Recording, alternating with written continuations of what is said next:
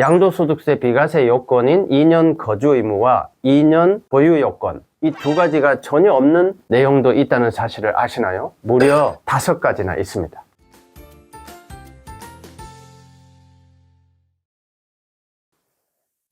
안녕하세요. 여러분의 세금 고민을 싹 풀어드리는 진짜 해결사 사풀TV 이승희 세무사입니다. 오늘 사연은 결혼해서 갑자기 2주택자, 다주택자가 되신 사연자님의 이야기인데요. 이분은 비록 다주택자가 되셨지만 양도소득세 빵원으로 두 채를 모두 해결하시는 아주 똑똑한 강원도 신부의 이야기입니다. 양도소득세는 말 그대로 주택 등 부동산을 양도해서 얻은 소득에 대해서 세금을 매기겠다는 건데요. 여기서 양도란 어떤 뜻일까요? 세법에서 말하는 양도란 주택 등 부동산을 사실상 유상으로 이전하는 것을 말한다고 규정하고 있습니다. 그렇기 때문에 부동산의 교환뿐만 아니라 이 부담부 증여의 경우에도 인수하는 채무 상당액은 양도로 볼 수가 있겠습니다. 여기서 부담부 증여란 주택 등 부동산을 증여하는 경우에 해당 부동산에 주택담보대출이나 세입자가 들어있어서 전세 보증금이 있는 경우 이러한 채무 상당액을 떠넘기면서 자녀 등에게 증여하는 것을 말하는데요. 이렇게 부담부 증여를 하는 경우에는 증여를 하는 부모님 입장에서는 채무 상당액에 대해서는 양도소득세 신고를 하셔야 되고요. 증여를 받는 자녀 입장에서는 채무 상당액을 떠안았기 때문에 그 부분은 이제 아버지께서 양도소득세를 납부하시고 본인은 나머지 차액에 대한 증여세만 신고하시면 되는 그런 내용이 되겠습니다. 이제 본격적으로 오늘의 주인공인 강원도 독순이 강정선 양을 만나러 사연 속으로 들어가 보겠습니다. 2017년 9월에는 강원도 정선 출신의 독순이 강정선 양이 고향은 정선인데 지인의 소개로 주식회사 땡땡의 부산지사에 취업을 하게 됩니다. 부산으로 이사를 이분이 가게 되면서 부산에 연고가 없던 강정선 양은 회사에서 멀지 않는 곳에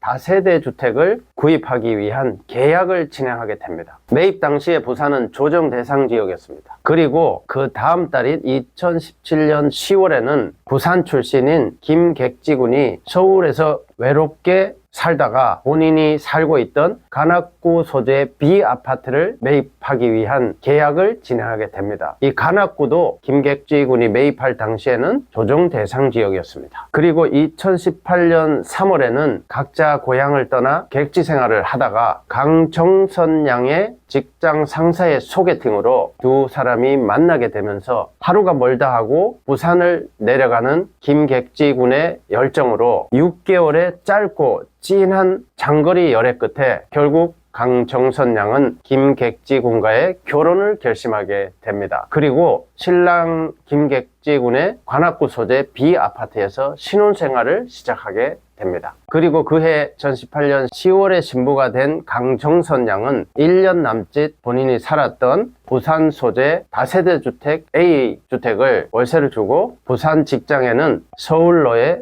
전근 신청을 하게 됩니다. 신혼 2년 차인 2010년 1월에 강정선 양은 부산 소재 다세대 주택인 A주택을 내 집 마련용 자금 조성의 일환으로 매도를 하시고 비과세로 양도소득세 신고를 하게 됩니다. 이게 어떻게 비과세가 가능했을까요? 거주 의무 2년을 채우지도 못했는데 말이죠. 그리고 1년 후 2021년 10월에는 역시 내 집 마련을 위한 자금 조성의 일환으로 신랑 김객지 군의 서울시 관악구 소재 B아파트도 역시 비과세로 매도하게 됩니다. 이렇게 신혼부부가 결혼을 하게 되면서 2주택자, 다주택자가 되었는데 어떻게 두 번이나 연속해서 양도소득세 비과세를 받을 수 있었을까요? 신기하시죠? 먼저 2021년 10월에 판 남편 김객지 군의 조정지역인 서울시 소재의 B아파트는 기본적인 양도소득세 비과세 요건에 합당해서 비과세가 적용이 되었습니다. 기본적으로 비과세는 1세대가 양도일 현재 국내에 1주택을 보유하고 그 해당 주택이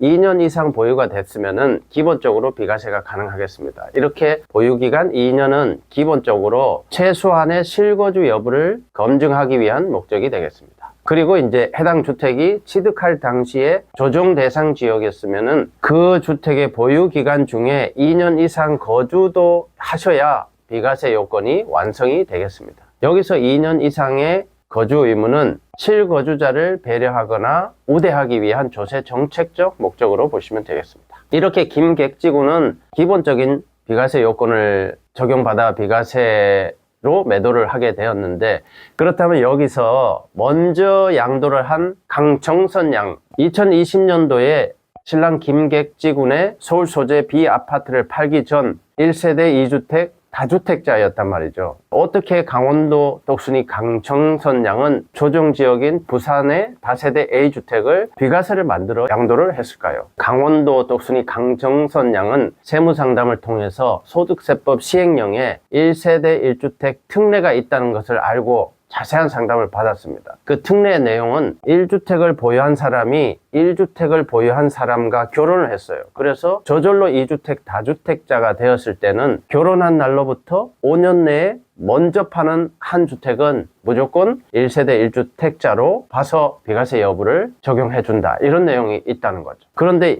이 내용은 확인을 했는데 문제는 거주 의무였습니다. 강정선 양은 1년 남짓 살고 서울로 이사를 왔기 때문에 거주 의무 2년을 다 채우지를 못했습니다. 그러나 강원도 똑순이 강정선 양은 싹풀 이승희 세무사의 세무상담을 통해서 비과세되는 1세대 1주택의 예외사항, 즉 구멍이 있다는 것을 확인하게 되었습니다. 자, 여러분, 이 비과세 예외사항 구멍을 여러분에게도 알려드리겠습니다. 이 시점에 싹풀TV 구독 누르시는 분들은 복 많이 받으시고 재물복도 만발하시기를 바라겠습니다. 구독 버튼은 요 바로 아래에 있습니다. 양도소득세 비과세 요건인 2년 거주 의무와 2년 보유 요건, 이 두 가지가 전혀 없는 내용도 있다는 사실을 아시나요? 무려 5가지나 있습니다. 첫 번째는 이제 임대주택 3가지인데요. 민간건설 임대주택, 공공건설 임대주택, 매입 임대주택, 이렇게 3가지 임대주택인데요. 이 임대주택에서 세대 전원이 5년 이상 임차해서 살았으면은 추후에 양도하실 때는 거주 의무, 보유 요건이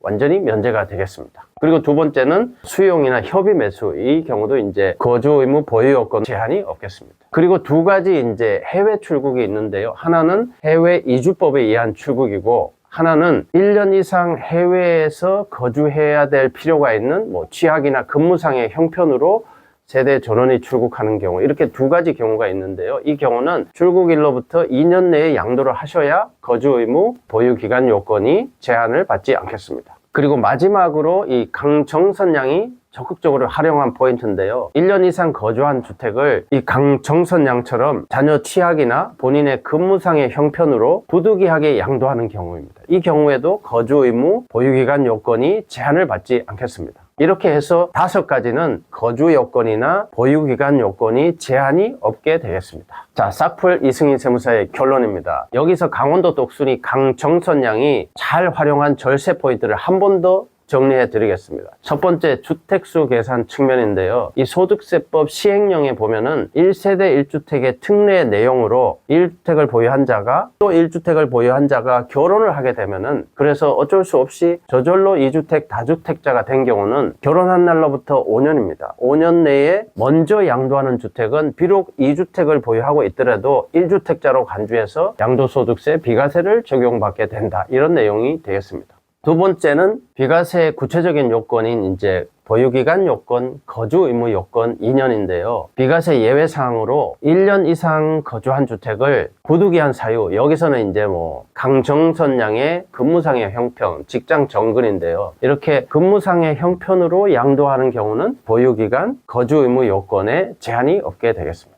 강원도 똑순이 강정선 양은 이상 2가지 내용을 제대로 상담받으시고 절세 포인트로 적극적으로 활용하여 본인의 부산 A주택이나 신랑 김객지군의 서울 B주택 2가지 모두 조정지역에 있음에도 불구하고 2채 모두 양도소득세 비과세를 받는 신기록을 달성하셨습니다. 강원도 똑순이 강정선 양은 엄청난 재테크 전략의 성공으로 최연소 복부인으로 싹풀TV에 이름을 올리게 되었습니다.